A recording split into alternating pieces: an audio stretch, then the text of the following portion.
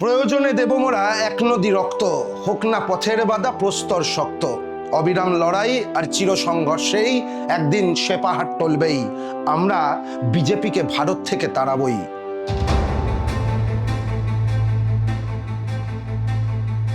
পশ্চিমবঙ্গে চলমান এসআইআর আজকে শেষ পর্যায়ে আমাদের সাংসদ দোলা সেন যোগ্য ভোটারদের নাম বাদ দেওয়া হতে পারে এই উদ্বেগ প্রকাশ করে সুপ্রিম কোর্টে আবেদন করেছেন 16ই ফেব্রুয়ারি এবং 18ই ফেব্রুয়ারি। তিনি বলছেন যে মাইক্রো অবজারভারদের সুপ্রিম কোর্টের নির্দেশে সরিয়ে দেওয়া হয়েছিল ভোটারদের নাম সংযুক্ত কিংবা বাদ দেওয়ার ক্ষেত্রে, সেই আজ মাইক্রো অবজারভাররা ইয়ারোদের আজকে যে গৃহীত সিদ্ধান্তগুলিকে অগ্রাহ্য করছে।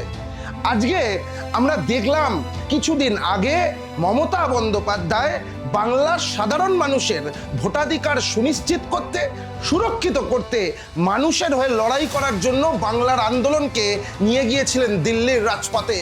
সেখানে তিনি ভারতবর্ষের সর্বোচ্চ সাংবিধানিক মঞ্চ সুপ্রিম কোর্টে দাঁড়িয়ে সওয়াল করেছিলেন এবং সুপ্রিম কোর্টের রায়ে তৃণমূল কংগ্রেস, মমতা বন্দ্যোপাধ্যায় এবং বাংলার সাধারণ মানুষ নৈতিক জয়ও পেয়েছিল।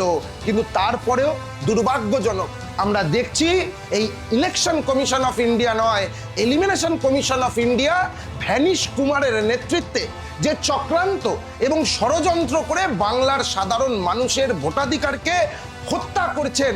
এই ষড়যন্ত্র, এই চক্রান্তের বিরুদ্ধে বাংলার মানুষ আগামী বিধানসভা নির্বাচনে কড়ায় গন্ডায় জবাব দেবে এবং মমতা বন্দ্যোপাধ্যায়কে দুহাত তুলে আশীর্বাদ করে চতুর্থবারের জন্য আবারও মুখ্যমন্ত্রী মসনদে বসাবেন। এই আমাদের বিশ্বাস, এই আমাদের আশা এবং এই আমাদের প্রত্যাশা। কারণ আমরা চলি সম্মুখ পানে, কে আমাদের রুখবে? রইল যারা পিছুর টানে। কাঁদবে তারাই কাঁদবে, হাসবে গোটা বাংলার মানুষ, হাসবে হাসবে মমতা বন্দ্যোপাধ্যায় হাসবে। কারণ যতই করো হামলা, আবারও জিতবে বাংলা।